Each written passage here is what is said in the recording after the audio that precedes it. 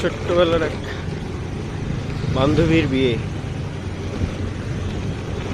পাড়ায় যখন কোনো বড়লোক বাড়ি এরকম বিয়ে বাঁধে রে, আমার মতো ভিখারিগুলোর যে কি মজা লাগে কেন বলতো? সেই লেভেলের খাওয়া দাওয়া হবে আমার আর কি। খাওয়াই জীবন, খাওয়াই কর্ম, খাওয়াই ধর্ম।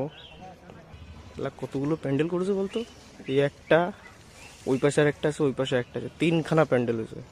এই যে রান্না বান্না চলছে, খাওয়ার প্যান্ডেল এটা। রাত্রে সেখানে সাঁটাতে হবে। এদিকে এখনো ডেকোরেশন চলছে।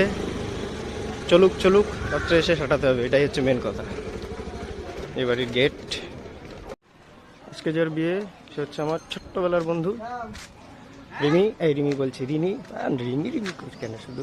যাই হোক, রিনির ভাই, তুই সুখে থাক, আনন্দে থাক, 10টা বাচ্চার মা হ। খাওয়াটা ভালো দে, সব আশীর্বাদ তোর। তুই রাত্রি খেতে গেলে এখন জিমে গিয়ে ফাটিয়ে এক্সারসাইজ করতে হবে। আর এইবারই 3 তারিখে আছে পায়েলের বিয়ে। চলো, একটার পর একটা লেগেই আছে, গুছোতে হবে আর কি। খাওয়া নিয়ে কথা আমার আর কি, গরিব মানুষ ভাই, যে জায়গায় খাওয়া আছে আমি চলে যাবো। বিনা পয়সায় খাওয়া, বাড়ির লোক গিফট দিয়ে বেড়াবে, আমার কি। তো আজকে চেক হবে কত শক্তি হয়েছে গায়ে। এক হাতে কয় কেজি তুলতে পারি দেখি।